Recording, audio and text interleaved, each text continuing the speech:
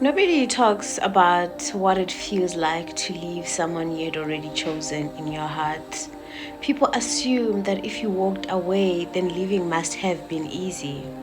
That if you ended it, then you must have loved less. If only they knew. If only they knew how many times I left emotionally before my body finally caught up. If only they knew how many versions of myself I buried just to keep choosing you. Because this story isn't about why I left, it's about why I stayed. I keep hearing people ask, if he wasn't treating you right, why didn't you just leave? As if leaving someone you love is as simple as putting down something you no longer need. As if love obeys logic, as if the heart has ever cared about what makes sense. No, I didn't stay because you treated me like a princess. You didn't. Not once did I feel like the safest place in your life. Not once did I feel like protecting my heart was one of your greatest responsibilities. I didn't stay because you opened doors for me. I didn't stay because every room we walked into made me feel like the most precious woman there. I didn't stay because your hands instinctively reached for mine when life became overwhelming. I didn't stay because you held me like I was something delicate, like I was something you were afraid to lose. I didn't stay because you cherished me. You know, I used to wonder what it must feel like to be loved by a man who sees your tears before they reach your eyes. A man who notices that your smile has changed. A man who hears I'm okay and somehow knows you are lying. A man who says, I know you're saying you're fine, but I know you. Talk to me. I wondered what that felt like because I never knew, not with you. I didn't stay because you protected my heart. You never really knew where it was breaking anyways. Not because I hid it well, but because somewhere along the way you stopped looking. I didn't stay because your words became my safe place.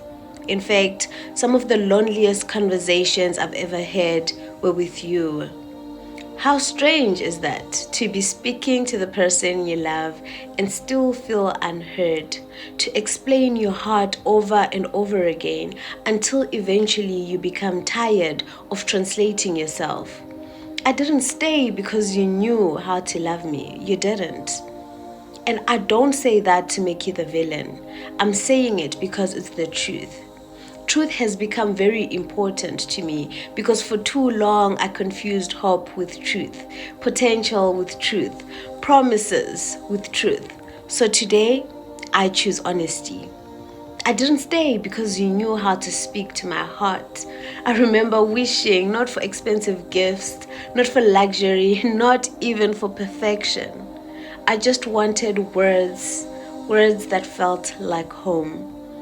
Words that could calm storms I hadn't even spoken about yet. Words that reminded me I'm here. Instead, I learned how to comfort myself while sitting next to you. Do you know how heartbreaking that is? To become your own safe place inside a relationship. I didn't stay because you loved my family. You didn't. You didn't ask enough questions. You didn't look forward to knowing the people who made me who I am. You didn't become excited about loving the little boy who calls me his sister. You didn't dream about one day earning my parents' trust, not because you're a bad person, but because those things never seemed important enough to you. Yet they were everything to me. Because when I imagined forever, I wasn't imagining just me. I was imagining all of us, my parents, my little brother, my family. The family I hoped we would build. The Christmas lunches, the birthdays, the loud conversations, the children who would one day carry pieces of both of us. I was already living there, and maybe that's where I made my first mistake. I was living in a future while you were still deciding whether you wanted the present. I didn't stay because you respected the people who raised me. I didn't stay because you understood that loving me also meant honoring where I come from. I didn't stay because you made me feel understood. Some days I felt like I spent more time explaining my emotions than actually experiencing them. I became fluent in translating my own heart, trying different words, different examples, different approaches, thinking maybe, just maybe, this time you understand. And every failed attempt felt like another small goodbye. I didn't stay because you cared for me the way I needed. You cared in your own language, in the language that you only understood.